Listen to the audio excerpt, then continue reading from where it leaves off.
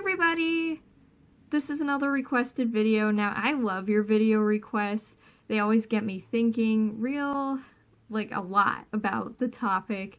And this one's from Ronald Johnson. He's requested a few videos in the past, and I really like his topics that he makes me think about because he makes me think a lot. And if you have any requests, please send them my way. I enjoy kind of researching, thinking about these things, how they would apply to my life, and how any advice could help other people potentially.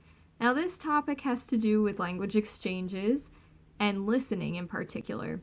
He mentioned about his experience with language exchanges and how listening well or having a good conversation or being engaged is extremely important to listen and to be engaged. And then he did ask about how to ask good questions. Now, I did make a video a while back on what to talk about in a language exchange if you don't know what to talk about. So I'm going to direct you guys to that if you haven't seen it before. Just if you have no idea where to start, what kinds of topics you could talk about, all kinds of fun stuff like that. And I didn't want to repeat it in this video, so therefore I wanted to link you guys to that. I'll be focusing more on the aspect of listening and how to be a better listener. Now, people have told me that, I've heard it from many different places, that you can't change other people, but you can change how you act or react. Now, when it comes to listening, you can't really change how your exchange partner is listening to you, if they're even paying attention to you, or if you're kind of just white noise in the background for them. In that case, you could change yourself, and with them, you could tell them, hey, I feel like you're not listening to me. Now, I'm not one for confrontation. I would not go that route, but that is an option. However, if you're here and you want to be a better listener, then this is the place to be. Now, where do I even start with this? When it comes to language learning, I always mention my mom. She has really helped me in my language journey and inspired me as well. Well, when it comes to conversing with people, being able to talk to anybody, which I don't feel like I have that ability, my dad is the one that I go to when it comes to that, when it comes to having a good conversation, when it comes to how to ask good questions, which was another question that Ronald Johnson mentioned as well. Anything to do with conversation, which is not my strong suit, I ask my dad about those things. Now, this advice is kind of coming from him, kind of coming from my personal experience as well. There are a couple of quotes that I want to mention, and they're from a book from one of my favorite YouTubers, actually. Not a language YouTuber, but I really enjoy her things, her videos. She vlogs about makeup, or at least she used to, but now it's more her family life and everything. Her name's Bub's Beauty. I don't know if you've heard of her, but I'm a big fan. And I got her book over the winter. It was gifted to me. And there are a couple of quotes in here about listening that I wanted to share. The first one is, most people do not listen with the intent to understand. They listen with the intent to reply. That's by Stephen R. Covey. Now that hit me real hard. We listen with the intent to reply, but not to understand. So, I invite you to kind of check yourself. Now, no one likes to be honest with themselves. Maybe some people do, but a lot of the time we don't like what we find when we are truly being honest with ourselves. Do you listen for the intent to reply, or, purely just to listen and understand? Now, that could be interesting because you do want to be able to reply. Of course, you want to be able to listen and respond to what you're hearing. But you don't just want to hear it, you want to process it and then be able to respond based on that. And I think you can kind of tell when the people that you're speaking with are responding just to reply versus actually understanding what you're saying, because you feel more connected in the conversation. You feel like they got what you said, and what they're responding is not from way out there. It actually has to do with what you're talking about. That is the first quote that I wanted to share. And then the second one is from the Dalai Lama, and that is, "When you talk, you're only repeating what you already know, but if you listen, you may learn something new." I really like that quote a lot, because the truth is, when I think of myself, or I'm sure you may run into the same situation, I only know so many things. I don't know everything, and I absolutely love speaking with people who are different from me, learning about their lives, learning about their interests outside of language learning. Say that they're into sports, say that they're into film, say that they're into cosmetology, just different things. Well, I don't know about those things, but I still find them interesting. I just don't know enough to actually talk about them. However, I could listen to a conversation about it or to somebody speaking with me about that, and I could learn from it. And if you like learning, then that would be great for you. Now, there was an experience recently that my dad had, for instance. He was at the mall and he was looking at some colognes. This guy came up to him and just started talking out loud about, I don't remember exactly what he told me it was, but I think about the colognes there. And then he got talking with my dad, who has the ability to talk to literally any stranger, which I have always been amazed by because I don't think I have that ability. And it's just really, really cool to know that he can talk to literally anyone. I feel like that's a real skill. But anyway, so he started talking to this guy. And this guy apparently knows a lot about cologne, and his words to me when he was telling the story were that he learned a semester's worth of cologne in that small period of time. If the person that you're speaking with loves talking, then you're going to learn a lot. And I would say focus on that, because understanding is just as important as being able to speak. What's the point of being able to speak if you can't understand? Part of the communication process is being able to hear, so the input, and then the output, the appropriate response. So I have a few tips when it comes to being a better listener. The first thing that I'd like to highlight is that you and the other person need to get something out of it. It is a two-way street in a language exchange. Relationships are a two-way street. Both parties need to put an effort forward. Now, this means two things. One of them is that, yes, you need to get something out of it. And if you don't, then after a couple of times, I would say give it a couple of times, because the first time that you speak, you may not click with them right away, but real relationships, when you're cultivating them, do take some time. But if you know right away or after a couple of times that it's just not going to work, then don't force it and don't waste your time. But then the other side of that is, don't just think of yourself either. They're a person who also would like to get something out of this language exchange, whatever that may be. So think about them, make sure that they're also getting the amount of effort that they're putting into the conversation. Try to balance it out as well as you can. It may not be 50-50 the entire time, but if you both put an honest effort forward, then I think that could be really good for your language exchange. The second thing is, and oh man, every time somebody says this, I want to roll my eyes, but it's true, okay? Remember your why. Why are you studying languages or this language in the first place?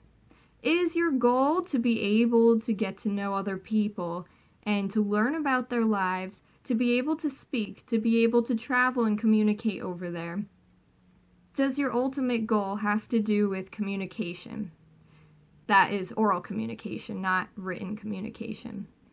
Because if that's the case, then great. But if it's not, if you reevaluate your goals or goal of why you're studying languages, why you're studying Spanish, French, etc., and what you want to get out of this is more you're interested in literature and reading rather than speaking with other people, then maybe a language exchange is not exactly for you. And I say that because I think everybody can benefit from language exchanges, but if your goal is more written and understanding, then I wouldn't exactly recommend having a language exchange. If your goal is to speak, then I think you're in the right place to be able to do that. So remember your why. The third thing is to focus on the human being and their relationship. They are a person just like you are. They have hopes and dreams just like you do. Now, at first, it's going to be awkward. Unless you know about the person going into it, there is going to be small talk and it will be boring. Where do you live? I live here. How about you? Or, I do this for a living.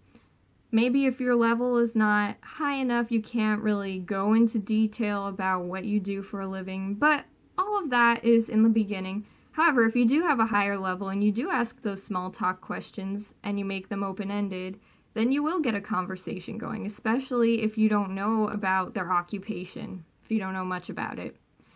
But at first, yes, it's the boring part, and then as you get to know the person, even if you don't click with them right during the first 5 minutes of your first language exchange, you'll get to know them, and then you'll be able to ask those deeper questions that you wouldn't be able to ask when you're starting out. Now, if you do have the opportunity, if they have a profile of some sort that you found them on, whether it's italki or Interpals, something else, if they have a profile and they list their interests, if they say somewhere in their bio about the things that they like to do, hobbies, places they've traveled, other languages they speak, movies they watch, literally anything, do your homework on this person. Not in too much of a creepy way, but do your homework on them, research about them, get to know them just through their profile, and then come up with a list of questions beforehand. When I was doing interviews for the Assassins of Language Learning series, I thought a lot about the topic itself. Those videos turned out to be from at least half an hour long to sometimes even an hour. And the reason why that is, some people do like to talk when they answer and they'll freely give out information and tell stories, and they'll add more than just, a short one-sentence answer. Sometimes you do have to work harder to get them to speak a little bit more, talk a little bit more about that subject. But when it came to that series, I thought about the topic itself, and what could I ask about that topic that would really get someone to think, and what would really get them to talk about their own experiences, if they feel comfortable doing so, or experiences of people they know. I would also do research on that specific person. Now, a lot of those people I already had a relationship with before. Either they've interviewed me for their channel, or we had been online friends for a little while beforehand. And so I knew about them, and then I was able to tailor the questions, not just to a general audience for those who are watching to be able to get answers out of the audience, but also to that specific person. I was able to reference specific videos that they had on YouTube. I was able to reference something they might have mentioned once, or a comment that they left, or something I saw on their profile, a tweet, I don't know. Literally anything. If you get to know them, whether it's through your messages back and forth before you have the language exchange, it's also good to pay attention even if the communication is written. Even if they're not communicating with you specifically, but putting information out there for the world to see, it's good to get to know the person as much as possible before you actually speak with them, because then you can plan ahead and have a list of questions. Now, in a language exchange, with a conversation, you might have your list and things just flow a different way, and that's natural, of course. It would be unnatural to just interview them the whole time, but you could do that too. It is good to prepare regardless, ahead of time. That way you kind of have an idea what you could talk about.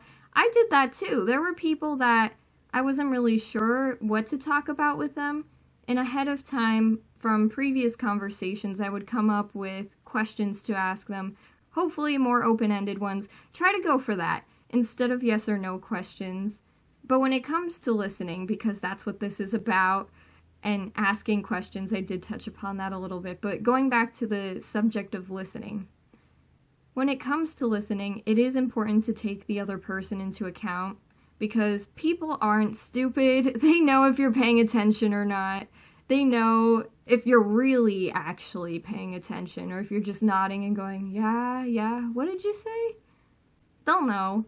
And you don't want to make them feel like they wasted their time or make them feel, well, how would you feel if somebody wasn't actually listening to you? Not great, right? I understand that completely. And you don't want to give them that feeling. If your goal is, going back to the why, if your goal is to get to know people and about their lives, then do that. Forget, the language is a means to that goal. So you are able to get to know the person. Focus on that, not so much on the language, but a way to get to know the person. Or even if you're interested in culture, ask them about their culture. But it is important to listen, just as important as it is to be able to speak. Now, I hope that these tips help. If you have any tips about listening, what has helped you be a better listener, then please leave them in the comments section. I love hearing other people's tips as well, because a lot of people have great advice out there. So please share them with everybody, because somebody may need to hear exactly what you have to say. I hope that this answers your question, Ronald. I hope that it helps. I would recommend checking out his channel to anybody who's watching this. He makes videos in Italian about learning English. He has English subtitles in some of them. He's got some videos about Italian. It's really cool whether you speak Italian or not. Personally, I don't speak it, but because I know Spanish, I can understand a lot of what he's saying, which is really, really cool.